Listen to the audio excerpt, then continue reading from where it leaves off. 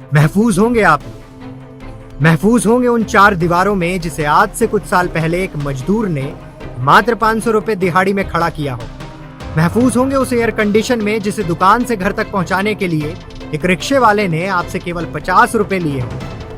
महफूज होंगी आपकी शहर की वो सड़कें जिन्हें साफ रखने के लिए एक मजदूर हर रोज गटर में उतर जाता।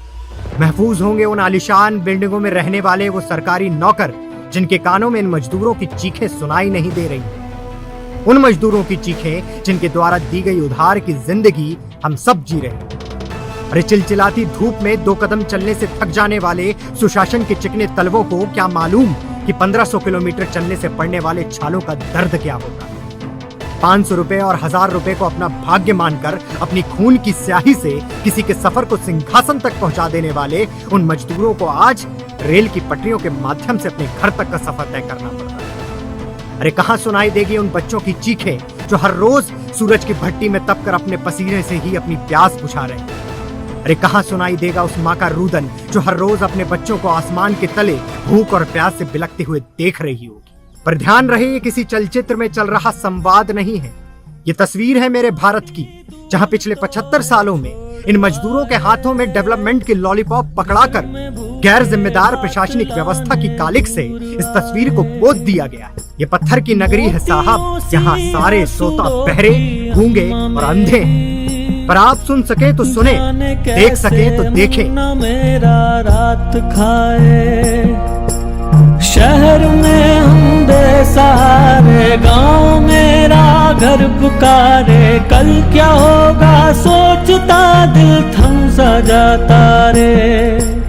ये बीमारी जान लेती, काम छूटे घर उजाड़े, ये गरीबी हम जो जीते कम है क्या रे। यदि आप घर बैठे ये सोच रहे हैं कि आप कुछ नहीं कर सकते और प्रशासन वो सब कुछ कर रहा है जो वो कर सकता है, तो आप गलत हैं। आप गलत हैं क्योंकि इस तस्वीर को जरा गौर से देखिए। राजनीति और सत्ता के गालों पर झन्नाटेदार तमाचे मारकर सभ्यता की धज्जियां उड़ाती ये तस्वीर ये बता रही है कि किस प्रकार इस देश के मजदूर कितने मजबूर हैं कि सड़क पर पड़े कुत्ते के मांस को खाने तक के लिए मजबूर हो गए। इस तस्वीर को भी जरा गौर से देखिए, जहां मुझ जैसे और आप जैसे संपन्न लोग इन गरीबों की थाली से 2 वक्त की रोटी तक छीन लेते हैं। यदि यह मसला आज केवल लाखों मजदूरों के पलायन का होता तो यह बात आज यहीं की यहीं खत्म हो जाए। पर कहते हैं ना कि वर्तमान के बीज सदैव अतीत में बोए होते हैं। इस देश के 80% मजदूर या तो उत्तर प्रदेश से आते हैं या फिर बिहार से।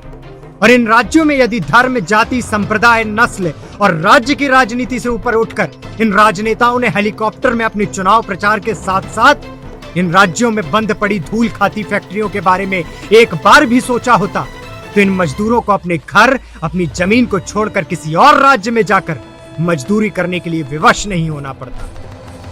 इसीलिए अब इंतजार है उस वक्त का जब लॉकडाउन खुलेगा, जब हजारों लाखों मजदूरों की भीड़ फिर से पलायन करेगी किसी और राज्य की ओर 2 वक्त की रोटी की तलाश के लिए। इसीलिए इन मजदूरों द्वारा उठाई गई हक की हर एक आवाज आरंभ है इंडस्ट्री इन बिहार जैसी चिंगारियों के पैदा होने का। आरंभ है उस सत्याग्रह का जिसमें महात्मा गांधी भी यही है और भगत सिंह आजाद भी।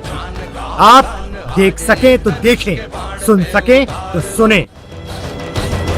मन करे सो प्राण दे, जो मन करे सो प्राण ले, वही तो एक सर्वशक्तिमान है। कृष्ण की पुकार है, ये भागवत का सार है कि युद्ध ही तो वीर का प्रमाण है। कौरवों की भीड़ हो या पांडवों का नीड़ हो, जो लड़ सका है वो